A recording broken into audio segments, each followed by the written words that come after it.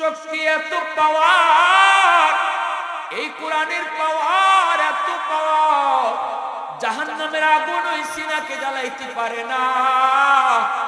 অতএব সিডুরে কি করবে, দানবে কি করবে? আমি তো আল্লাহর কোরআন পড়ে শুধু ফু দেই নেই, পুরা কোরআন পড়ি নাই, শুধু ইয়াসিন পড়ে ফু দিছি। এতে করেই পানির জায়গায় আবার দেবে গেল, সাগর মুহূর্তের ভিতরেই শান্ত হয়ে গেল, অশান্ত সাগর মুহূর্তের মধ্যে শান্ত হয়ে গেল।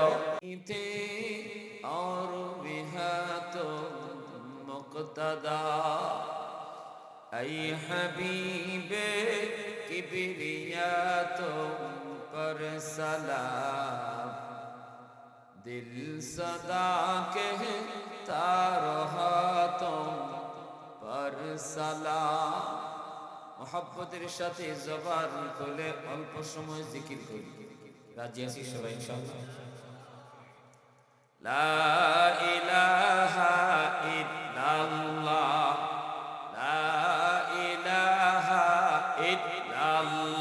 आवाज दिया।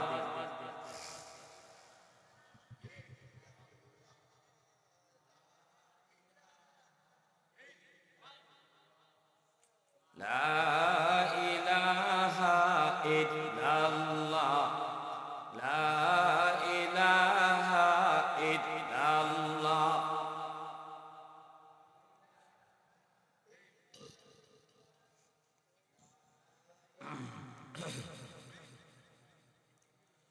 ला इलाहा इल्लल्लाह मुहम्मदुर रसूलुल्लाह। জোরে সুরে বলে সাল্লাল্লাহু আলাইহি ওয়াসাল্লাম। ঐতিহ্যবাহী নুরানি তালিমুল কোরআন হাফিজিয়া মাদ্রাসার উদ্যোগে আয়োজিত আজকে তাফসীরুল কোরআন ও দোয়ার মাহফিলের সম্মানিত সদর ইজলাস, সভাপতি জনাব মোহাম্মদ সোহেল রানা বিপ্লব, প্রধান অতিথি আলহাজ মোহাম্মদ শহীদুল বারী বকুল, আমন্ত্রিত অতিথিবৃন্দ, মঞ্চে আসেন জাতির বিবেক উলামায়ে কেরাম, অত্র এলাকার মুরব্বিয়ান এজাম, কলিজার টুকরো যুবক, পর্দার আড়ালে পর্দানিশীন সম্মানিতা মা ও বোনেরা। আমার তিলাওয়াতকৃত আয়াতের সরল তরজমা হলো, আল্লাহ পাক বলেন, ওয়া নুনাজ্জিলু মিনাল কুরআন মা হুয়া শিফাউন ওয়া রাহমাতুল লিল মুমিনিন। নিশ্চয়ই আমি আল্লাহ কোরআন নাজিল করেছি তোমাদের জন্য শিফা হিসাবে এবং গোটা মুমিন জাতির জন্য আমি আল্লাহ কোরআনকে নাজিল করেছি রহমত হিসাবে। সুবহানাল্লাহ। কোরআন হলো রহমত, কোরআনের প্রতিষ্ঠান হলো রহমত, কোরআনের ধারক বাহক হাফেজে কোরআন উলামায়ে কেরামরা হলো রহমত। আল্লাহ বলেন কোরআন জগতের জন্য রহমত।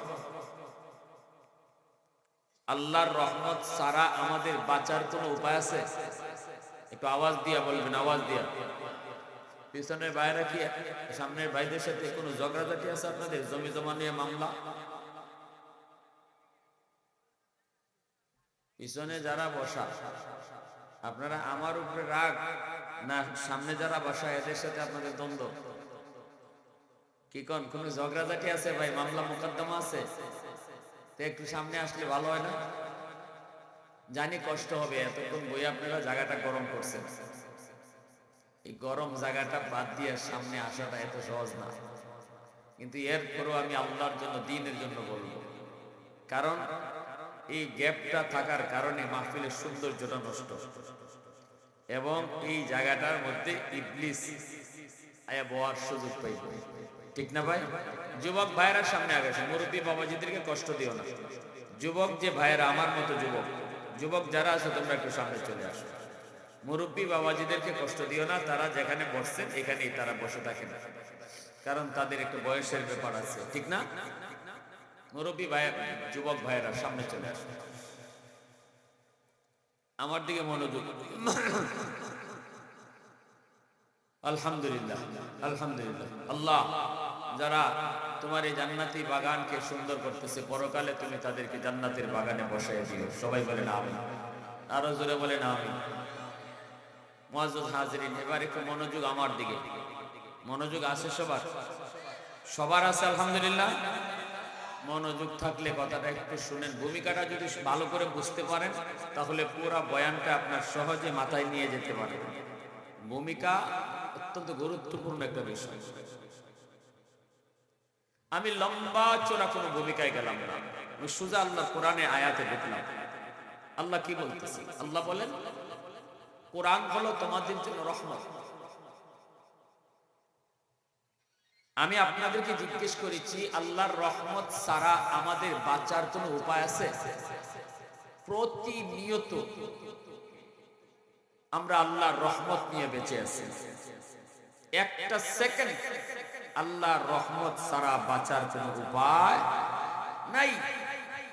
সেখানে আল্লাহ বলতেছেন, তোমরা যে আমার পক্ষ থেকে প্রতিনিয়ত রহমত পাইতেছো আর দুনিয়ায় বেঁচে আছো, এই রহমত পাওয়ার উসিলা হলো এখনো জমিনে কোরআন আছে, কোরআনের প্রতিষ্ঠান মাদ্রাসা আছে, এখনো জমিনে কোরআনের ধারক বাহক উলামায়ে কেরাম আছে, হাফেজে কোরআন আছে, কোরআন তেলাওয়াতকারী আছে, কোরআন মতো জিন্দেগি গঠন করেনেওয়ালারা আছে। এজন্য আমি আল্লাহ রহমত দিয়ে তোমাদেরকে বাঁচায় রাখছি। সুবহানাল্লাহ। এজন্য যেই ঘরে কোরআন তেলাওয়াত বেশি বেশি হবে, এই ঘরে আল্লাহর পক্ষ থেকে রহমত বৃষ্টির মতো নাজিল হবে। যেই সমাজে কোরআনের প্রতিষ্ঠান মাদ্রাসা থাকবে, সমাজের মানুষ মাদ্রাসাকে কদর করবে, মাদ্রাসাকে মহব্বত করবে, ছাত্র উস্তাদদেরকে ভালোবাসবে, আল্লাহ ওই গোটা সমাজটাকে রহমতের চাদর দিয়ে ঢেকে রাখবে। রহমতের চাদর দিয়ে ঢেকে রাখার অর্থ কি? অর্থ হলো আল্লাহ ওই এলাকা থেকে আল্লাহ গজব উঠায় নেবে, রহমত আল্লাহ নাজিল করবে। যেখানে রহমত থাকে সেখানে গজব আসে না। রহমত আর গজব এক হয় না। রহমত না থাকলেই গজব আসবে, আর রহমত থাকলে গজব কাছেও আসে না। তাহলে মাদ্রাসা গোটা সমাজকে আযাব গজব থেকে বাঁচায়। সুবহানাল্লাহ জোরে বলেন, আরো জোরে বলেন। আমার ভাইয়েরা, বন্ধুরা, যুবক, এই যে আমরা আল্লাহর প্রতিনিয়ত রহমত পাই, আকাশ থেকে বৃষ্টি পাই, জমিন থেকে ফসল পাই, নদী থেকে মাছ পাই, গাছগাছালি থেকে ফুল ফল পাই, যত প্রকারের নিয়ামত আমরা জমিনে ভোগ করি, আল্লাহ বলেন এই সব কিছু নিয়ামত পাওয়ার উসিলা হলো এখনো সমাজে মাদ্রাসা আছে, এখনো সমাজে বাপ মা সন্তানকে হাফেজ বানায়, এখনো ঘরে কোরআনের কদর আছে, এখনো ঘরে কোরআনের কদর আছে, সমাজের মানুষ এখনো মাদ্রাসাকে কদর করে। আল্লাহ বলেন এজন্য জমিন আমি আল্লাহ টিকায় রাখছি। আল্লাহু আকবার।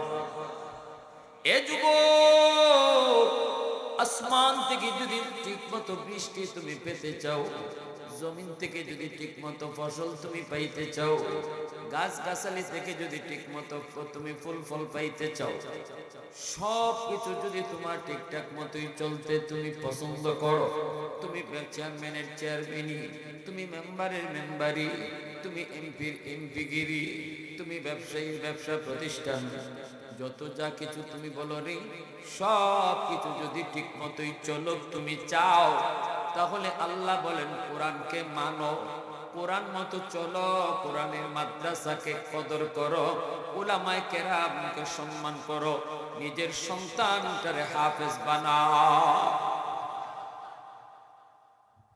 এ যুবক, সন্তানটারে যদি হাফেজ বানাও, আলেম বানাও, আল্লাহ বলে তুমি বাবার কারণে, তুমি বাবার এই সিদ্ধান্তের কারণে আমি জমিন টিকায় রাখছি, তুমি বাবার এই সিদ্ধান্তের কারণে এখনো জমিনে বৃষ্টি হয়, জমিন থেকে ফসল হয়, যদি এই সিদ্ধান্ত তুমি বাবা না নিতা, আরো 10টা সন্তানের মতোই তোমার সন্তানকে তুমি স্কুল কলেজে পড়াইতা, যেখানে পড়াইলে পরে তারা কোরআন বুঝতো না, কোরআন মতো চলতো না, কোরআনি জিন্দিগির কদর বুঝতো না। যদি 10টা বাবার মতো তুমিও এইভাবেই সন্তানকে নিয়ে স্কুল কলেজে যাইতা, মাদ্রাসাগুলা যদি খালি পড়ে থাকতো, এই মাদ্রাসায় যদি কোরআন পড়নেওয়ালা কেউ পাওয়া না যাইত, আল্লাহ বলে গাছ গাছালি তোমাকে ফুল ফল দেওয়া বন্ধ করে দিত, জমিন তোমাকে ফসল দেওয়া বন্ধ করে দিত, আকাশ থেকে বৃষ্টি নাজিল বন্ধ হয়ে যেত, নদী নালা কোনো কিছুই তোমার খেদমত করতো না, সব কিছু তোমার বিরুদ্ধে চলে যেত। আমি আল্লাহর রহমতের দ্বারা আমি বন্ধ করে দিতাম। জীবন তোমার এখানেই থেমে যেত। চেয়ারম্যানই তোমার জায়গায় থাকতো না, মেম্বারই তোমার জায়গায় থাকতো না, এমপির এমপিগিরি জায়গায় থাকতো না, তুমি ব্যবসায়ী ব্যবসা প্রতিষ্ঠান কিছুই আমি আল্লাহ রাখতাম না, কোনো কিছুই আমি জায়গায় রাখতাম না, কারণ জমিনে আমি আল্লাহর কোরআনের শিক্ষা নাই, অতএব কোনো কিছুরই দরকার না। এবার বুঝে থাকলে বলো যুবক, তুমি আমি জমিনে বেঁচে আছি কোরআনের উসিলায়, ঠিক কিনা জোরে বলো। তুমি আমি এখন জমিনে বেঁচে আছি মাদ্রাসার উসিলায়, তুমি আমি এখন জমিনে বেঁচে আছি হাফেজে কোরআনের উসিলায়, তুমি আমি জমিনে এখনো বেঁচে আছি উলামায়ে কেরামের উসিলায়। এই কথাটাই আল্লাহ পাক রব্বুল আলামিন পবিত্র কোরআনের এই আয়াতের ভিতরে বলছেন। এই আয়াতের ব্যাখ্যা করেছেন আমার নবী তার হাদিস শরীফে। নবীজি তার হাদিস শরীফের ব্যাখ্যা করেছেন সুন্দর।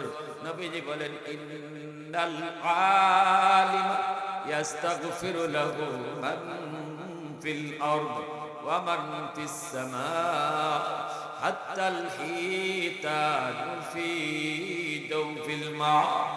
আল্লাহ নবী রহমতের নবী বলেন, উম্মতের দল, তোমরা যদিও মাদ্রাসার কদর বুঝো না, তোমরা যদিও উলামায়ে কেরামের কদর বুঝো না, তোমরা যদিও হাফেজে কোরআনের কদর বুঝো না, তোমরা যদিও কোরআন ওয়ালাদের কদর শান মান তোমরা বুঝো না রে। নবীজি বলেন, কিন্তু আসমান জমিনের ভিতরে আর যত মাখলুক আছে সবাই কিন্তু একজন হাফেজ সাহেবের কদর বুঝে, আলেমের কদর জানে, মাদ্রাসার কদর বুঝে। এজন্যই আল্লাহর নবী কয়ে, গাছের পাতা বলো, জঙ্গলের বাঘ ভাল্লুক বলো, গর্তের পিপিলিকা বলো, এমনকি পানির নিচের মাছ বলো, সব কিছু মাদ্রাসার জন্য 24 ঘন্টা আল্লাহর কাছে দোয়া করে। গর্তের পিপিলিকা ওই কথা, আল্লাহ সমাজে সমাজে তুমি মাদ্রাসা কবুল করে নাও, যতগুলা মাদ্রাসা আছে আল্লাহ মাদ্রাসার উন্নতি তুমি কবুল করে নাও। হাফেজ কোরআন যারা আছে আল্লাহ, হাফেজ কোরআনের হায়াত তুমি বাড়াও, উলামায়ে কেরামের সংখ্যা তুমি বাড়াও, ঘরে ঘরে তুমি হাফেজ তৈরি করো। এই কথাটা মাসেও কয়, কারণ কি? কারণ কি? কারণ মাসে জানে মাদ্রাসা যতদিন জমিনে থাকবো ততদিন আল্লাহ জমিন টিকায় রাখবো, আমি মাছও জমিনে বেঁচে থাকার সুযোগ পাবো। জমিন যদি থাকে তবে তো আমি মাছ থাকবো, ঠিক কিনা? জমিন যদি থাকে তবে তো আমি পিপিলিকা থাকবো। এজন্য ওই পিপিলিকায়ও দোয়া করে, নবীজি বলছেন পিপিলিকায়ও দোয়া করে, আল্লাহ উলামায়ে কেরামের হায়াত তুমি বাড়ায় দাও। কথা বুঝেন আপনারা? আমার কথা বুঝে আসে? মনোযোগ কার কার আছে একটু হাত তুলে দেখান। আল্লাহ কবুল করো, জোরে করুন আমিন, আরো জোরে করুন। এজন্য প্যারে হাজিরিন, আল্লাহ পাক রব্বুল আলামিন বলছেন, জানো এই জমিন আমি কাদের ওসিলায় টিকে রাখছি। এখন ভাই সৌদি আরব থেকে একটা জাহাজ, মালদ্বীপ নামক একটা দেশ আছে বিশ্ব মানচিত্রে, তাই উঠতেছেন কেন? প্রস্রাবে ধরছে? হ্যাঁ, যাও, সমস্যা হইলে যাবে, আনিলে আমি এখনই মুনাজাত করব।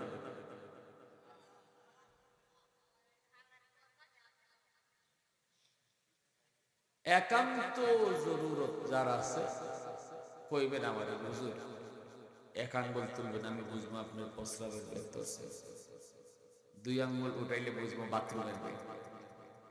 এটা মাদ্রাসায় শেখায়। আমরা এখানে এমন এক মজলিসে বসছি, জিব্রাইল কয় নবী গো, আল্লাহ তুমি যে এই মজলিসে যেই বসবে তারই তুমি মাফ করে দেওয়ার ঘোষণা দিছো। এখানে এমন কয়েকজন মানুষ আছে, এরা ওয়াজ শোনার নিয়তে আসে নাই, এরা বাড়ি যাওয়ার পথে ছিল, অথবা বন্ধুর বাড়িতে যাবার নিয়ত ছিল বাজারে যাবে, একটু ওয়াজ শুনে যাই তারপরে বাড়ি যাব। নিয়ত ওয়াজ শোনা নয়, নিয়ত হলো বাড়িতে যাওয়া, নিয়ত হলো বাজারে যাওয়া, নিয়ত হলো আত্মীয়র বাড়িতে যাওয়া। তাকেও কি তুমি মাফ করে দিয়েছো? আল্লাহ বলে হুমুল জালিসু লা ইয়াশকা জালিসুহুম। এটা এমন এক বরকতি মজলিস, এই মজলিসে যেই বসবে তাকেই আমি মাফ করে দেব। সুবহানাল্লাহ। কি রে ভাই, তাহলে আমাদের বসার দ্বারা লস হয়েছে না লাভ হয়েছে? হ্যাঁ, লাভ হয়েছে। এই লাভ লসটা যারা বুঝবে এরা আখিরি মুনাজাত পর্যন্ত থাকবে, ঠিক কি না? আর যারা মনে করে দূর এই লাভ লসে তো বুঝি না, মাহফিল শেষে সিন্নি আছে, তাবারুক আছে না, ও তাহলে তো সমস্যা। তাবারুক না থাকলে তো একদল ভাববে বাবা এত সময় বইয়া থেকে লাভ হইতো না, এরা খাওয়াবে না, ঠিক না? এরা খাওয়াবে না, এজন্য একদল চলে যাবে। আমরা কি এখানে খাওয়ার নিয়তে আসছি না আল্লাহকে খুশি করার জন্য? আল্লাহকে খুশি করার জন্য কারা কারা আসছেন একটু হাত তুলে দেখেন তো। আল্লাহ তুমি কবুল করো। সবাই বলে না আমিন, আরো জোরে বলে না আমিন। আমার ভাইয়েরা বন্ধুরা, যুবক, মক্কা শরীফ থেকে একটা জাহাজ, মালদ্বীপ বিশ্ব মানচিত্রে একটা দেশ, এই বিশ্ব মানচিত্রে একটা দেশের নাম হলো মালদ্বীপ। এই একটু কমাও, একটু কমাই দেব। বিশ্ব মানচিত্রে একটা দেশের নাম হলো মালদ্বীপ। মালদ্বীপ নাম শুনছেন তো? এই মালদ্বীপ শহরের পাশে একটা সৌদি আরবের জাহাজ ডুবে গেল, সব যাত্রী মারা গেল। বাস্তব একটা ঘটনা শোনাইতেছি, শুনেন। ঘটনাটা আজকে থেকে প্রায় 350 বছর আগের ঘটনা। এই ঘটনাটা লিখছেন কেডা? বিশ্ববিখ্যাত পর্যটক আল্লামা ইবনে বতুতা। তিনি তার কিতাব রিহলাতে ইবনে বতুতা, এই কিতাবের ভিতরে তিনি উল্লেখ করেছেন, কি লিখছেন তিনি? কয়, শুধু আজ পৃথিবীর মানচিত্রে মালদ্বীপ হলো একটা মুসলিম দেশ, কিন্তু এক সময় এই দেশটা মুসলিম দেশ ছিল না। এই দেশটা ছিল হিন্দু দেশ, দেশটা ছিল মূর্তি পূজারীর দেশ। আল্লাহকে কেউ চিনত না, ইসলাম ধর্ম তারা জানতো না। একজন হাফেজ কোরআনের উসিলায়, ছোট্ট একটা বাবু হাফেজ কোরআন, ওই হাফেজ কোরআনের উসিলায় আল্লাহ গোটা দেশটারে মুসলমান বানায় দিছে। এত আস্তে নি সুবহানাল্লাহ, পিছনে মানুষ আওয়াজ দিয়ে সুবহানাল্লাহ বলে না, একটু আওয়াজ দিয়ে একসাথে বলেন সুবহানাল্লাহ, আরো জোরে সুবহানাল্লাহ। সুবহানাল্লাহ শব্দের অর্থ কি? আল্লাহ তুমি পাক। আমি যত আওয়াজ দিয়ে বলবো আল্লাহ তুমি পাক, আল্লাহ তুমি পাক, আল্লাহ তত খুশি হইয়া আমাকে পাক বানায় দিবে। যে যত বেশি আল্লাহকে পাক কইব আল্লাহ তারে তত তাড়াতাড়ি পাক বানায় দিবে। তাহলে সুবহানাল্লাহ বলে লস না লাভ? জোরে বলতে রাজি আছি না ইনশাআল্লাহ? আবার আওয়াজ দিয়ে বলেন সুবহানাল্লাহ, আলহামদুলিল্লাহ, আল্লাহু আকবার। আল্লাহ তুমি কবুল করো। এবার শুনেন, কেউ নড়াচড়া করবেন না, কোনো আওয়াজ নেই। জাহাজের সবগুলি যাত্রী মারা গেল পানিতে ডুবে, জাহাজ ডুবে গেছে, মানুষ আর বাঁচবে কোত্থেকে, সব মরছে। কিন্তু ওই হাফেজ সাহেব, যার বয়স মাত্র 8 বছর, এই হাফেজ কোরআনকে আল্লাহ তার কুদরতে বাঁচিয়ে রাখছে। একজন হাফেজ, একজন আলেম।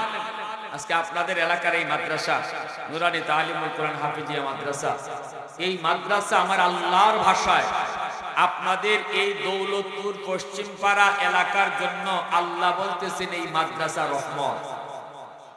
কে বলছেন? জোরে বলেন। আল্লাহর কথা এটা। ওয়া নুনাজ্জিলু মিনাল কুরআন মা হুয়া শিফাউন ওয়া রাহমাতুল লিল মুমিনিন।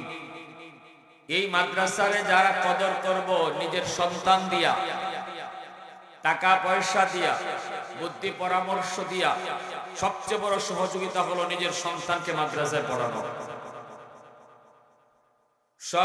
সবচেয়ে বড় সহযোগিতা কি? নিজের সন্তানকে মাদ্রাসায় পড়ানো।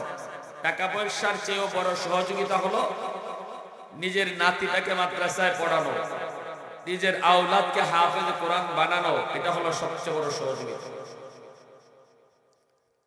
ওই মাদ্রাসা আমার আপনার জন্য কত বড় রহমত শুনেন। ওই হাফেজ সাহেবকে আল্লাহ তার কুদরতে বাঁচাইছে। কেমনে? একটা কাঠের উপরে ভাসতেছে, ছোট্ট বাবু তো, ছোট ছোট বাচ্চারা আল্লাহর 30 পারা কোরআন সিনার ভিতরে নেয়। এমন আপনারা দেখছেন না? দেখছেন? ছোট ছোট বাচ্চা দাড়ি উঠে নেয়, মুছ উঠে নেয়।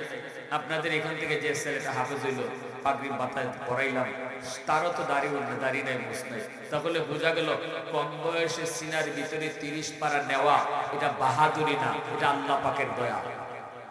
ঠিক কিনা জোরে বলেন? চেয়ারম্যানের পোলা হইলে হাফেজে কোরআন হওয়া যায় না, এমপির পোলা হইলে হাফেজ সাহেব হওয়া যায় না, কোটিপতির পোলা হইলে হাফেজ সাহেব হওয়া যায় না। হাফেজ হইতে গেলে আল্লাহর দয়া লাগবে। ঠিক কিনা?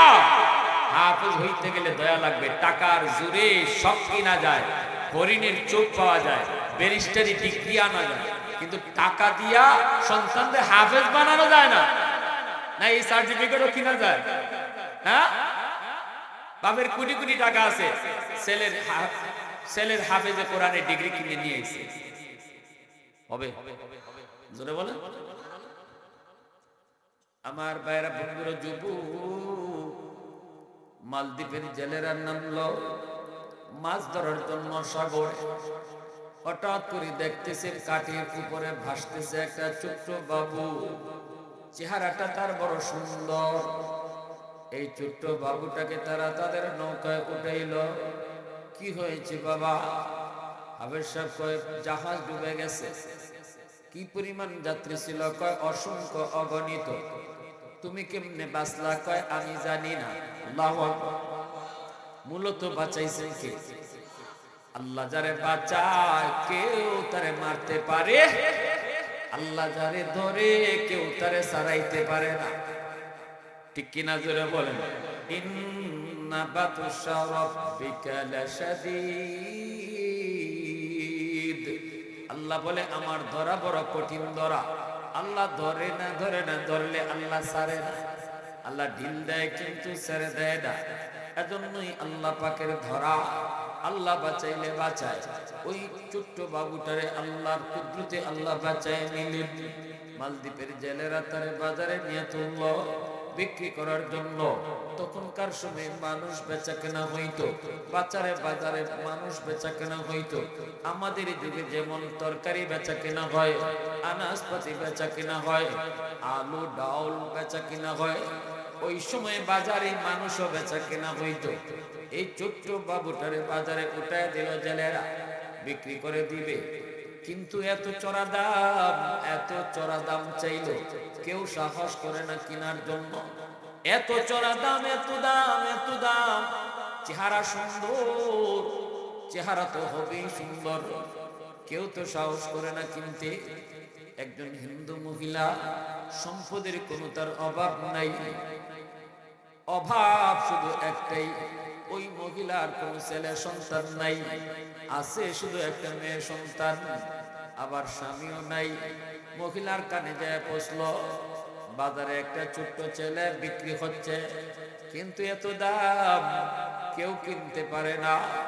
ছেলেটার চেহারা বড় সুন্দর, চেহারা বড় মায়াবী। মহিলা গেছে বাজারে, যায় কয় জেলেরা কত টাকা হইলে তোরা বিক্রি করবি? কয় এত টাকা। কয় নে টাকা। ছেলে আমারে দে। আল্লাহু আকবার। এ আমার ছেলের প্রয়োজন, কারণ আমার ছেলে নাই, আছে শুধু একটা মেয়ে। উপযুক্ত হওয়ার পর আমার মেয়েটাকে আমি বিয়ে দিয়ে দেব, এরপরে আমাকে কে পালবে, কে দেখবে? আমার তো কোনো আওলাদ নাই, কোনো সন্তান নাই। সম্পত্তি আমার অনেক আছে, ধন দৌলত আমার অনেক আছে, কিন্তু পালবে কি, খাওয়াবে কি, আমার দেখশন করবে কে? এজন্য টাকা যা লাগে তা দিয়ে কিনে নিল। হাফেজ সাহেব এইবার হিন্দু মহিলার ঘরে গেল, মহিলাকে মা কয়, মহিলাটা তার ছেলে কয়, এইদিকে বোনটা তারে ভাইয়া বলে ডাকে, ভাইটাও বোনটারে বোন বলে ডাকে। এইভাবেই চলছে, সুন্দরে চলছে। হঠাৎ করে একদিন হাফেজ কোরআন দেখতেছে, মায় কান্দে গো, বিলাপ করে করে মায় কান্দে। হাফেজ সাহেব জিজ্ঞেস করে, মা গো, ও মা তুমি কেন কান্দো? মহিলা কই, বাবা তোমার কাছে বলে কোনো লাভ হবে না। হাফেজ সাহেব কই, মা তুমি কও শুনি, কোনো উপকার করতেও পারি। মহিলাই কই, বাবা শুন, ওই মালদ্বীপে প্রতি বছর সিডর হয়, সাগরের পানি মালদ্বীপ শহরের উপর রাত যখন 1টা বাজে যায়, তখনই মালদ্বীপের উপরে আক্রমণ করে। বৎসরে একদিন নির্ধারিত সময় আক্রমণ করে। এই আক্রমণ থেকে বাঁচার জন্য বাদশাহ ঘোষণা দিল, জ্যোতিষীরা জ্যোতিষীবিদ্যা পরে বের করো, গণকরা গণনা করে তোমরা বলো কেন এমন হয়, মালদ্বীপকে কেমন করে বাঁচানো লাগবে। জ্যোতিষীরা কয়, গণকেরাও কয়, আমরা যা পেয়েছি এটা হলো একটা খবিস জিনের কারসাজি। এই জিনের কারণে পানিটা এত উঁচুতে উঠে, শহরের উপর আক্রমণ। যদি আপনি এই আক্রমণ থেকে মালদ্বীপ শহরকে আপনি বাঁচাইতে চান, তাহলে সাগরের পারে যে একটা রাম মন্দির আছে, ওই রাম মন্দিরে একটা কুমারী সুন্দরী মেয়েকে মন্দিরে রেখে দিতে হবে, তাহলেই সিডর হবে না, জলোচ্ছ্বাস হবে না। এটা হলো জিনের ভূত, এটা হলো দানবের ভূত, এটা হলো দৈত্যের ভূত। এই দানব এই মেয়েটাকে খেয়ে ফেলবে, পরে হত্যা করে ফেলবে, কিন্তু সিডর হবে না, পানি আর আসবে না। বাদশাহ হুকুম জারি করে দিল, বৃহৎ স্বার্থের দিকে খেয়াল করে ক্ষুদ্র স্বার্থের জলাঞ্জলি, ছোট স্বার্থ তোমরা কোরবানি করো। অর্থাৎ সুন্দরী মেয়েদের তালিকা তৈরি করো, দেশ বাঁচাইতে হবে। মেয়ে একজনকে যদি আমরা বুক দিয়ে দিব, বিনিময়ে তো আমাদের দেশ বাঁচানো যাবে। সুন্দরী মেয়েদের তালিকা তৈরি করলো। এই যে থিওরিটা, এই থিওরিটা কিন্তু ইসলাম সমর্থন করে। জোরে বলে, 10 জনের সুখের জন্য নিরপরাধ আরেকজনকে হত্যা করা, এটা ইসলাম সাপোর্ট করে না। এজন্য হযরত ওমর ফারুক রাদিয়াল্লাহু তাআলা জামানায় আমর ইবনে আস রাদিয়াল্লাহু তাআলা মিশরের গভর্নর, মিশরের নীল দরিয়ার পানি শুকিয়ে গেছে, আর ওই খ্রিস্টানদের একটা প্রথা ছিল, প্রচলন ছিল, হেরা দরিয়ার পানি যখন শুকিয়ে যেত, সুন্দরী একটা মেয়েরে নিয়ে ওইরকম নদীর পাড়ে নিয়ে জবাই করত, তখন পানি উঠতো। আস রাদিয়াল্লাহু তাআলা বন্ধ করে দিয়েছেন, রাখ, তোদের আগের এই সমস্ত আলতু ফালতু কর্মকাণ্ড এখন আর চলবে না, কারণ এটা ইসলামী রাষ্ট্র। ঠিক কিনা জোরে বলো? মেয়েটারে সাজায়া সুজায়া নিতেছে, বলি দিবে। আমর ইবনে আস থামাইছেন, রাখো, কি হইছে, দুই ডব্বর বাজায় কই দাও, ওই মেয়েরে এখন জবাই করব কেন? নীল দরিয়ার পানি শুকিয়ে গেছে, এই যদি জবাই না করি তাহলে পানি উঠবে না। আমর ইবনে আস রাদিয়াল্লাহু তাআলা তিনি বলে, রাখো রাখো, এখন আর আগের যুগ নাই, এখন ইসলামী হুকুমত। আমি আবু ইবনে আস হলাম তোমাদের গভর্নর, আমার অনুমতি ছাড়া একটা কদমও চলবে না। আমার মন বলে না যে ইসলাম এটাকে সাপোর্ট করে। 10 জন আরামে থাকবা, পানি পাইবা, আর আরেকজনের কুরবানি দিবা, তার দোষটা কি? জোরে বলেন, তার দোষটা কি? যারে কুরবানি দিতেছো, যারে জবাই করতেছো, তার দোষটা কি? তোমার পানির জন্য আরেকজনকে তুমি জবাই করবা? থামো। ইসলাম কখনো এমন আচরণ সমর্থন করে না, এটা জুলুম, এটা অন্যায়। আমর ইবনে আস রাদিয়াল্লাহু তাআলা ওমর রাদিয়াল্লাহু তাআলা এর কাছে চিঠি লিখছেন। তিনি তখন অর্ধ পৃথিবীর বাদশা। হযরত ওমরের কাছে চিঠি লিখছেন, এরা তো আমার কথায় মেয়েকে জবাই করা থেকে বিরত হলো, কারণ আমি গভর্নর, আমার কথা তো মানতেই হবে। কিন্তু তারা এই কথা আমার কাছে দাবি করছে যে আমরা আপনার কথা মানবো, কিন্তু পানির ব্যবস্থা করেন। আমরা তো দেখেছি আমাদের বাপ দাদারা এইভাবেই পানি তুলতো, নীল দরিয়ার পানি উঠতো কোনো একটা মেয়েকে জবাই করলে, তো এখন পানি তুলেন, আমর ইবনুল আস বলে এটা পরের ব্যাপার, পরেরটা পরে, পানি উঠবে কি উঠবে না সেটা পরে, তবে এই জুলুম আমি হতে দিব না। ঠিক কিনা জোরে বলেন? হযরত ওমর রাদিয়াল্লাহু তাআলার কাছে চিঠি লিখছেন।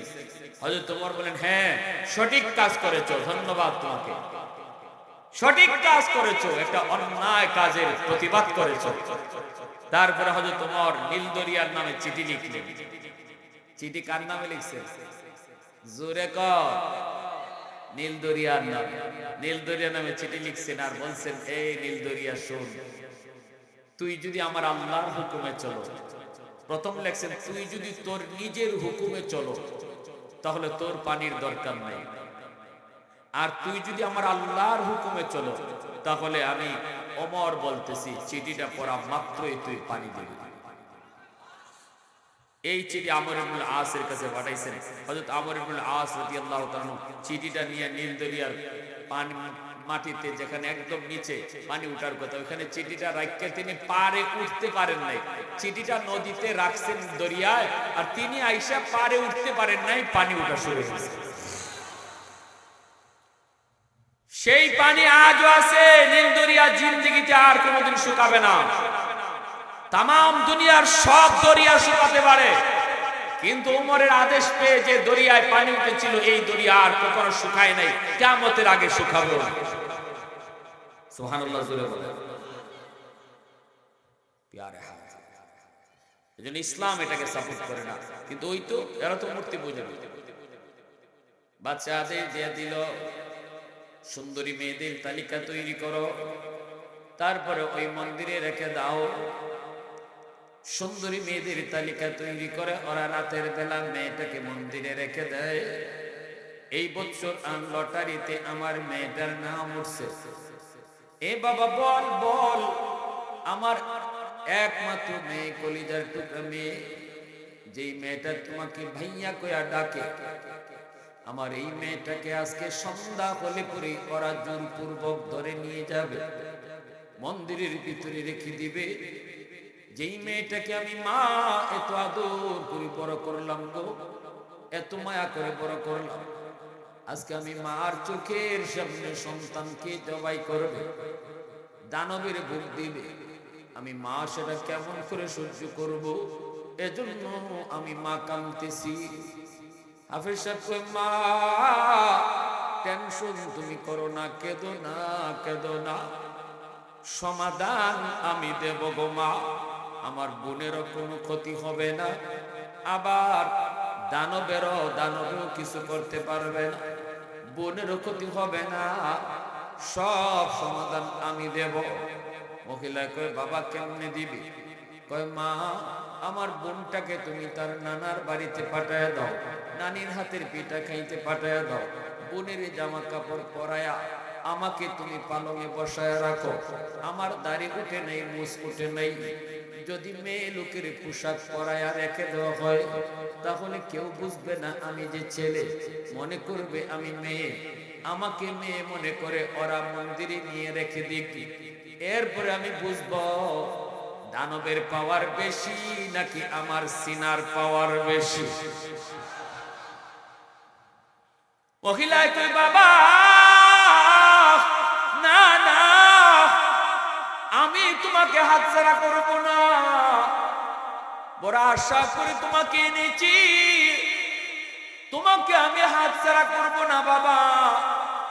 আমার মেয়েটা যদি এক সময় উপযুক্ত হয় তাহলে তো তারে বিয়ে দিয়ে দেব, সে তো স্বামীর ঘরে চলে যাবে, মেয়ে তো এমনি একদিন চলে যাবে, কিন্তু তোমাকে যদি আমি হারাই, আমি বৃদ্ধা হলে আমাকে কে লালন পালন করবে, আমাকে কে খাওয়াবে না রে বাবা, আমি তোমাকে হাতছাড়া করব না। কিন্তু হাফেজ সাহেব কই, মা তুমি টেনশন করো না, ওই দানব আমার কোনো ক্ষতি করতে পারবে না, কারণ এই দানবের চেয়ে ওই জিনের পাওয়ারের চেয়ে হাজার হাজার গুণ পাওয়ার আল্লাহ আমার সিনার ভিতরে রেখে দিয়েছেন, যেই পাওয়ারটা হলো আল্লাহর 30 পারা কুরআন। আওয়াজ দিয়া কও সুবহানাল্লাহ। এই 30 পারা কুরআন আল্লাহ আমার সিনার ভিতরে রেখে দিয়েছে গো মা, তুমি টেনশন করো না। এর যুব মার মন তোমায় কেমনে সেটা বুঝবে? মার মন মায় তো বুঝে না, কারণ এই মা যদিও তার গর্ভধারিণী মা না, কিন্তু যুব এবার তুমি একটু চিন্তা করে দেখো, যেই মাটা গর্ভধারিণী মা না, তবুও তার প্রতি এত দরদ। তোমার মা, যেই মা তোমাকে গর্ভে নিয়েছে রে, 10 মাস 10 দিন তোমাকে গর্ভে নিয়েছে, এই মা তোমার জন্য শিশুকালে কি করছে হয়তো তোমার মনে নেই। অসুস্থ হয়েছো, বিছানায় পড়ে তুমি কাঁদো, হয়তো ডাক্তার বলছে তুমি বাঁচবে না, তখন মা চোখের পানি ফলায় ফলায় আল্লাহর কাছে কাঁদতো আর কইতো, মালিক আমার সন্তানের হায়াত তুমি বাড়ায় দাও, আমি মার হায়াত তুমি নিয়ে যাও, আমি মা আমার হায়াতটা সন্তানকে দিয়ে দিলাম, বিনিময়ে আমার সন্তানের হায়াত তুমি বাড়াও। কত বাবা আল্লাহর কাছে চোখের পানি ফেলে কইতো, মালিক আমি বাবা আমার হায়াত দিয়ে দিলাম, তবু আমার সন্তানের হায়াত তুমি বাড়ায় দাও।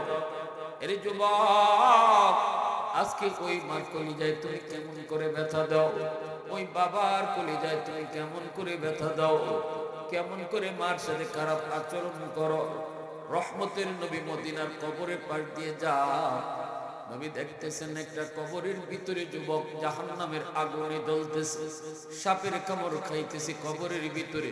নবীজি সাহাবায়ে কেরামদেরকে বলেন, সাহাবীরা রে, এই কবরের ভিতরে যুবক জাহান্নামের আগুনে জ্বলে আর মা মা করে চিৎকার করে কান্দে, আমি নবী একটু হাত উঠে সুপারিশ করব, তোমরা আমার সাথে আমিন আমিন বলবা। নবীজি হাত উঠে দিয়েছেন, আল্লাহ তুমি তো আমাকে রহমতের নবী বলেছ, রহমতের নবী কবরের পার দিয়ে যাবে আর কবরের ভিতরে আযাব হবে, হয় না মালিক, হয় না। আল্লাহ তুমি তার আযাবটা বন্ধ করো। আমি নবী সুপারিশ করলাম, কিন্তু আযাব বন্ধ হয় না। আবার নবী হাত উঠাইলেন, সাহাবায়ে কেরাম আমিন বললেন, এইবারও আযাব বন্ধ হয় না। আবার নবী হাত উঠাইলেন, 3 বার নবী হাত উঠাইলেন, সাহাবায়ে কেরাম আমিন বললেন, যুবকের আযাব বন্ধ হয় না। এইবার নবী জানতে চায়, মালিক ও মালিক, আমার হাতের দাম কি তোমার দরবারে কমে গেল? আল্লাহ আমি কি কোনো ভুল করে ফেলেছি?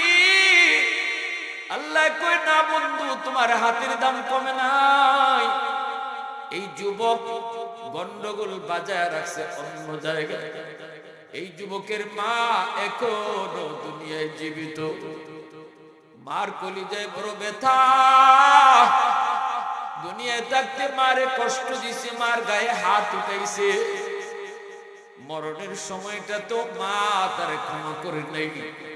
এজন্য আমি আল্লাহ সিদ্ধান্ত নিয়েছি, মা যতক্ষণ পর্যন্ত তারে মাফ না করবে, আমি আল্লাহ তার আযাব বন্ধ করব না। নবীজি কয়, সাহাবীরা তাড়াতাড়ি মার কাছে সালাম পৌঁছাও। ওই মহিলার কাছে নবীর সালাম পৌঁছানো মাত্র এই মহিলা দৌড়ে নবীর কাছে চলে আসলো। মহিলায় কই, নবী ডাক দিয়ে কই, মা গো কবরটা চিনোনি? মহিলায় কই, নবী গো চিনি, এই কবরটা হলো আমার সন্তানের কবর। নবী তখন বলেন, মা এই ছেলেটা বুঝি তোমার সাথে খারাপ আচরণ করেছে, তোমার গায়ে হাত পর্যন্ত উঠায় দিছে, কলিজার ভিতরে নাকি তোমার অনেক ব্যথা। আমি তো এই ছেলেটার জন্য সুপারিশ করেছি, কবরের মধ্যে আযাব ভোগ করতেছে গো মা, আগুনে পুড়তেছে, সাপের কামড় খাইতেছে, আর মা মা কয়ে চিৎকার করে কাঁদতেছে। আমি রহমতের নবী তার পাশ দিয়ে কেমন করে চলে যাব? তার জন্য একটু সুপারিশ না করলে আমি একবার নয়, 2 বার নয়, 3 বার হাত উঠাইলাম, কিন্তু আল্লাহ আমার হাত ফিরাই দিছে। যতক্ষণ পর্যন্ত তুমি তাকে মাফ না করবা, আল্লাহ তার আযাব বন্ধ করবে না। এই কথা বলতেই মহিলাকে নবী কয়, মা গো তুমি মাফ করে দাও, ছেলে তো তোমার, পেটে নিছো তুমি, কষ্ট করেছো তুমি, হয়তো সন্তান না বুঝে তোমাকে কষ্ট দিছে, মা তুমি মাফ করে দাও। আমি নবী তোমার কাছে হাত জোড় করে সুপারিশ করি, মহিলায় তখন চোখের পানিটা ফালা কর না গো নবী, আমি একে মাফ করব না, এখনো আমার পিঠে মাইরের দাগ আছে। নাউজুবিল্লাহ, জোরে বলেন। এখনো আমার পিঠে তার মাইরের দাগ আছে, এখনো আঘাতের চিহ্ন আছে। না গো নবী, আমি এর মাফ করব না। রহমতের নবী, মায়ার নবী চিন্তায় পড়ে গেছেন। এইবার নবীজি আল্লাহ, ও মালিক, মার দিল তো শক্ত হয়ে গেছে, মা যদি মাফ না করে আমি নবীর সুপারিশ তুমি কবুল করবা না, তাহলে এই যুবকের আযাব কেমনে বন্ধ হইতো? আল্লাহ, তোমার কাছে একটা সুপারিশ করি, আল্লাহ আমাকে যেইভাবে কবরের আযাব তুমি দেখায় দিছো, এইভাবে তার মার চোখের সামনে তুমি আযাবটা দেখায় দাও। আস্তে কোন, আরো তো আস্তে, নাইলে সকালে নাস্তা করে গেছে সুবহানাল্লাহ কইলে হবে। খালি আর হয়তো কষ্ট হইতেছে আপনাদের পেটে ক্ষুধা, সকালে নাস্তা কইরা অন্তত মনে কইরে সুবহানাল্লাহটা কইলিয়ে। আর একটু জোরে কোন সুবহানাল্লাহ, আরো জোরে সুবহানাল্লাহ। আল্লাহর নবী, রহমতের নবী কয়, আল্লাহ আযাবটা যেভাবে আমাকে দেখাইছো এইভাবে তার মারেও দেখাই দাও। সাথে সাথে আল্লাহ বলে, বন্ধু তোমার এই সুপারিশটা আমি কবুল করলাম। আল্লাহর নবীকে আল্লাহ যেইভাবে আযাবটা দেখায় দিছে, এইভাবে মার চোখের সামনে আল্লাহ পাক আযাব দেখায় দিলেন।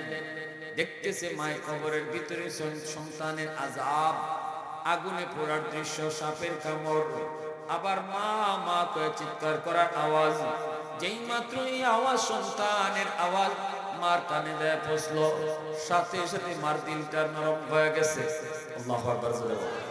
মার দিলটা নরম হয়ে গেছে, কারণ মা বাবা কোনোদিন সন্তানের কষ্ট নিজের চোখে সইতে পারে না, ঠিক না? যত কষ্টই সন্তানে দেয়, যতই কথা অমান্য করে, যতই মা বাবার কলিজায় ব্যথা দেয়, কিন্তু এই সন্তান বিপদে পড়লে সবার আগে কান্না করে মা, সবার আগে কান্না করে বাবা। বিদেশ বাড়িতে সন্তান যদি বিপদে পড়ে, প্রবাসে যদি সন্তান বিপদে পড়ে, কেউ না জানলেও সবার আগে জানে মা, ঠিক কিনা? জোরে বলে। কলিজার মধ্যে ব্যথা লাগে, কলিজায় কেমন কেমন জানি করে, কেন? কারণ এটা মা আর সন্তানের রক্তের সম্পর্ক। আল্লাহু আকবার, জোরে বলে। সন্তানের বিপদ,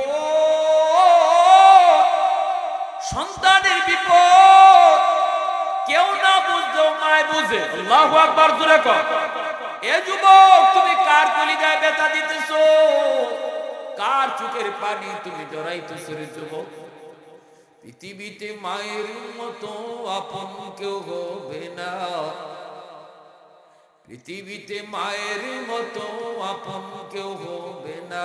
তোমরা কোনোদিনও মায়েরই মনেতে কষ্ট দিও না, তোমরা কোনোদিনও মায়েরই মনেতে কষ্ট দিও না।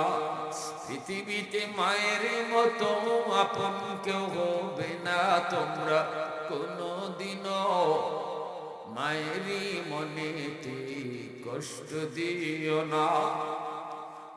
কত পাপী মন আছে মাকে কষ্ট দেয়, মায়ের মনে কষ্ট দিয়ে অভিশাপ নেয়। মায়ের মনে কষ্ট দিলে খোদা যে সহে না, মায়ের মনে কষ্ট দিলে খোদা যে সহে না।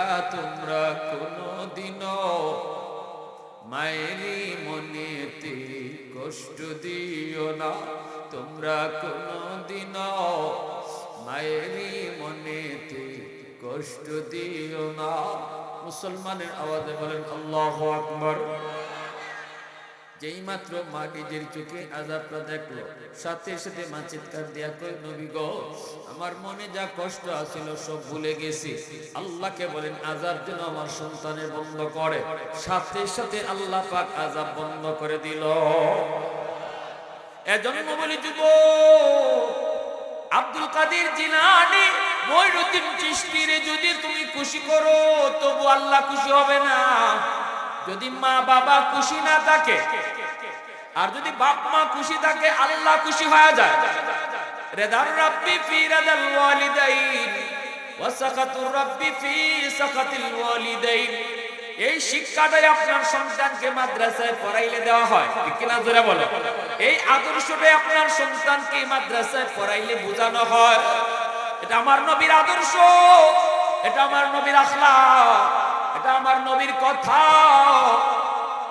হাজারো আব্দুল কাদের জিলানী যদি তোমার জন্য হাত উঠায় দোয়া করে, নবীজি বলেন এই দোয়া কবুল হবে কি হবে না কোন গ্যারান্টি নেই, কিন্তু ভাঙ্গা ঘরে বসে যদি মা হাত উঠায়, ভাঙ্গা ঘরে বসে যদি বাবা হাত উঠায়, নবীজি বলেন এই বাপ মার দোয়া কবুল হবে, এর গ্যারান্টি আছে। মা কয় বাবা না আমি তোমাকে যেতে দিব না। হাফেজ সাহেব কই মা তুমি টেনশন করো না, বোনটারে তুমি নানার বাড়ি পাঠায় দাও। এমনি বোনটারে পাঠায় দাও হলো, বোনের জামা কাপড় পইরা হাফেজ সাহেব মেয়ে লোক সাইজা, মেয়ে মানুষ সাইজা পালঙের মধ্যে বসা রইছে। সন্ধ্যার সময় সরকারি সৈন্যরা এসে দরজায় নক করলো, দরজায় নক করতেই মা দরজা খুলে দিল। সরকারি সৈন্যরা ঢুকেই দেখে এত সুন্দর একটা মেয়ে পালঙের মধ্যে বসা। সুন্দর তো হবেই, বাড়ি তো তার মালদ্বীপ নাকি সৌদি আরব। আমার নবীর দেশের মানুষ, নবীর দেশের মানুষ চেহারা তো সুন্দর হবেই কিনা। হাই রে এত সুন্দর মেয়েটা রে, এত সুন্দর মেয়েটা আজকে দানবের ভোট দিব, এরা আফসোস করে। আপনারা বলুন তো আমার ওয়াজ যারা শুনছেন এতক্ষণ পর্যন্ত, এটা মেয়ে না ছেলে? পিছনের যুবকরা কয় না মেয়ে না ছেলে? ছেলে, অল্প বয়সের ছেলে। হাফেজ সাহেব 30 পারা কোরআন তার সিনায়, দাড়ি নাই মুছ নাই। আল্লাহু আকবার। সরকারি সৈন্যরা কয় চলো। হাফেজ সাহেব কয় ধরতে হবে না, আমি যাব। চলছে, মন্দিরে নিয়ে রাখলো, মন্দিরে নিয়ে রাখলো। সরকারি সৈন্যরা চলে আসলো। সকালবেলা যায় তার লাশ আনবে, সকালে যায় লাশ আনবে। 12টার পরে যখন 1টা বেজে গেল, হাফেজ কোরআন মন্দিরের ভিতরে ঢুকে সে তার মেয়ে লোকের পোশাক খুলে ফেলে দিল। ভিতরে ছিল তার ছেলে মানুষের পোশাক, এই পোশাকটা পরা, আর হাতের মধ্যে তার একটা জায়নামাজ। জায়নামাজটা মন্দিরের ভিতরে বিছাইয়া দিল। জায়নামাজ মন্দিরের ভিতরে বিছাইয়া নামাজে দাঁড়ায় গেল। আল্লাহু আকবার জোরে করে।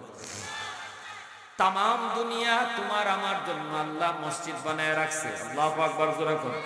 অতীতের উম্মতের জন্য আল্লাহ পাক নির্ধারিত জায়গায় নামাজ পড়া নির্ধারণ করে রাখছে। মুসা নবীর জমানার উম্মতের জন্য মসজিদে আইসা নামাজ পড়তে হতো। বাড়িতে নামাজ পড়লে হতো না, দোকানে নামাজ পড়লে হতো না, মাঠে নামাজ পড়লে হতো না।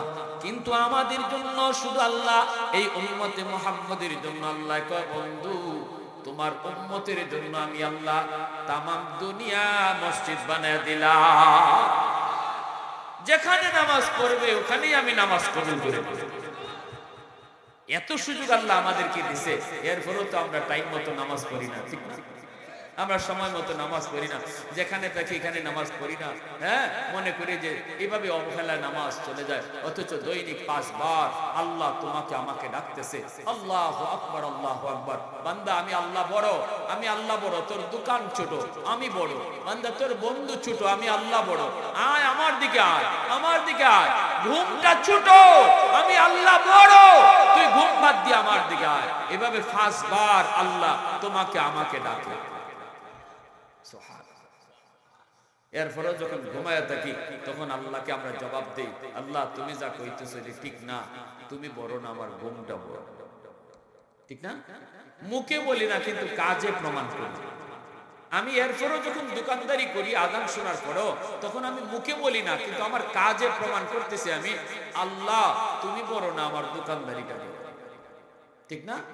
তুমি বড় যদি এটা আমি মনে প্রাণে মানতাম তাহলে তো আমি দোকান বন্ধ করতাম। এখন আযান হইছে, দোকান বন্ধ করতাম। আমার ভাইরা বন্ধুরা, এরা তো চলে আসলো সরকারি সৈন্যরা।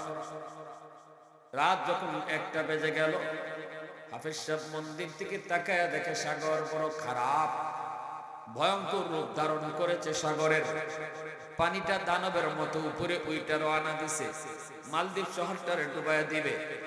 এমনি হাফেজ সাহেব কয় আল্লাহ আজকে প্রমাণ হবে ওই সিডুরির পাওয়ার বেশি, দানবের পাওয়ার বেশি নাকি তোমার কুরআনের পাওয়ার বেশি। ও মালিক আজ প্রমাণ হবে আল্লাহ কুরআনের পাওয়ার বেশি নাকি দানবের পাওয়ার বেশি। আল্লাহর কুরআনের সূরা ইয়াসিন পড়া হাফেজ সাহেব ফু দিল, ইয়াসিন ওয়াল কুরআনিল হাকীম। আল্লাহর কুরআনের ইয়াসিন পড়া ফু দিয়া দিল। এই ফুটাকে আল্লাহ পাক অ্যাটম বোমার মতো শক্তিশালী বানায়া ওই দানবের বিপরীতে আল্লাহ পাঠায় দিল। পানিটা পাহাড়ের মতো উঁচু হয়ে উঠছে। ওই পানিটাকে দেয়া কোরআনের সূরা ইয়াসিন গিয়ে হিট করলো। আল্লাহু আকবার। মুহূর্তের ভিতরে পানি আবারও সাগরে দেবে গেল। আল্লাহু আকবার। আল্লাহর কোরআন জয়ী হলো, সিডর পরাজিত হলো। আল্লাহর কোরআনের সূরা ইয়াসিন জয়ী হলো, দানব পরাজিত হলো। আল্লাহু আকবার। কোরআনের পাওয়ার আছে না নাই? আল্লাহর কোরআনের শক্তি আছে না নাই? আল্লাহর কোরআনের আসর আছে না নাই? সুবহানাল্লাহ। ও ভাই, দারুল দেওবন্দ মুতাইম সাহেব হুজুর উনি বলে যে আমরা দারুল দেওবন্দের অফিসে বসা, চর এলাকায় একজন মানুষ মরছে, আওয়াজ উঠতে গেছে, লোকটার কবর থেকে একটা নূর চমকাইতেছে। আমি নিজে দৌড়ে গেলাম, দেখ কবরের পাশে দিকে গোটা এলাকা নূরে চমকাইতেছে, কবরের ভিতর থেকে আলো বের হইতেছে। আমি দৌড়ে গেলাম তার বউয়ের বিবির কাছে, যে জিজ্ঞেস করছি, মাগো তোমার স্বামীর এমন কি নেক আমল আছে যে আমলের কারণে দুনিয়াতেই আল্লাহ তার বুজুর্গি মানুষকে দেখাই দিয়েছে। মহিলা কই, হুজুর আমার স্বামীর তেমন কোনো নেক আমল মনে পড়ে না, তবে যতদূর মনে পড়ে আমার স্বামী তিনি আল্লাহর কোরআন তেলাওয়াত করত। তিলাওয়াত জানতো না, তিলাওয়াত পড়া জানতো না, কিন্তু না জানলেও কোরআন শরীফ বাইর করতো। ওই যে দেখেন কোরআন শরীফ তাকের মধ্যে, এই কোরআনটাই হলো আমার স্বামীর কোরআন। ইনি কোরআনটা বের কইরা পৃষ্ঠাগুলা উল্টাইতো, পড়া তো ইনি জানতেন না, কিন্তু প্রতিটা লাইনে লাইনে আঙ্গুল ঘুরাইতো আর কাঁদতো, আঙ্গুল ঘুরাইতো আর কান্না করে কইতো, মালিক এই আয়াতের ভিতরে তুমি যা কইছো আমি সব মানি, এই আয়াতের ভিতরে তুমি যা কইছো আল্লাহ আমি সব বিশ্বাস করি, আমি পড়া জানি না গো আল্লাহ, কিন্তু তুমি যা কইছো আমি মানি, আমি মানি, আমি মানি। এইভাবে আঙ্গুল ঘুরাইতো, চোখের পানি ফালায়া ফালায়া আমার স্বামী কাঁদতো।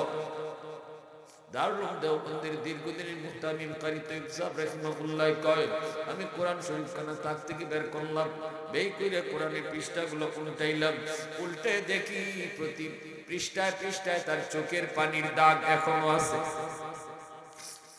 পৃষ্ঠার লাইনের নিচে নিচে তার আঙ্গুল ঘোরানোর দাগ এখনো, আঙ্গুলের দাগ আছে, আঙ্গুলের ছাপ পড়ে গেছে। এই যুবক পড়া জানতো না, কিন্তু আল্লাহর কোরআনকে মহব্বত কইরা এই আমলটা করত। আল্লাহ তার উপর খুশি হইয়া দুনিয়াতে আল্লাহ মরণের পর সে যে কত বড় ওলি আল্লাহ জগতের মানুষ সে জানায়া দিছে। मैं तालिब मौला हूँ मेरे इश्क निराला, मैं तालिब मौला हूँ मेरे इश्क निराला, है जुमला जहां जिनकी तजल्ली से उजाला, है जुमला जहां जिनकी तजल्ली से उजाला, माँ दर्द जहां गैर खुदा यार नदार, যদি याद खुदाई चिदिगुर कार नदार। অসুবিধা হইতেছে আপনাদের? মনোযোগ কার কার আছে একটু দেখান তো, হাত তুলে। আল্লাহ তুমি কবুল করো। লিল্লাহি তাকবীর। হয় নাই ভাই, আওয়াজ দিয়া লিল্লাহি তাকবীর। দিন ইসলাম, দিন ইসলাম, দিন ইসলাম, দিন ইসলাম। আল্লাহ তুমি কবুল করো। সবাই বলি আমিন, আর জোরে আমিন। মুআজ্জাল হাজিরিন, এইবার দেখা গেল কালবেলা সরকারি সৈন্যরা গেছে লাশ আনার জন্য। কি আনার জন্য? পিছনে মন্দির থেকে কি আনতে গেছে? জোরে বলেন, কি আনতে গেছে? যায় দেখে মন্দিরের ভিতরে লাশের কোনো বংশ নেই। একজন হাফেজ সাহেব মন্দিরে বসে বসে কোরআন তেলাওয়াত করতেছে। সরকারি সৈন্যরা কই, কিরে বেটা তুই এখানে কি কর? কেন কি কয়, আমরা যে গত রাতে একটা মেয়ে রেখে গেলাম, মেয়েটা কই? এই মেয়েটার লাশ কই? হাফিজ সাহেব কয়, বুকার দল, মেয়ে লুকে রাখো নাই, আমাকে রেখে গেছো। সরকারি সৈন্যরা কয়, কও কি? আমরা তো মেয়ে লোক রেখে গেলাম, তুমি তো ছেলে মানুষ। হাফিজ সাহেব কয়, আমি তো আমার বোনের জামা কাপড় পরে মেয়ে লোক সেজে বসা ছিলাম, তোমরা তো আমাকে মেয়ে মনে করে নিয়ে আসছো, মূলত আমি ছেলে। কই মেয়েটা তাহলে কই? কই আমার বোন তো নানির ভাতের পিঠা খায়, নানার বাড়িতে মজা করে, তাহলে তুই এখানে আসলি বাবা? কয় হ, আমাকে তোমরা মেয়ে লোক বানায় নিয়ে আসছো। কই তাহলে সিটেরও হলো না, জলোচ্ছ্বাস তো হলো না।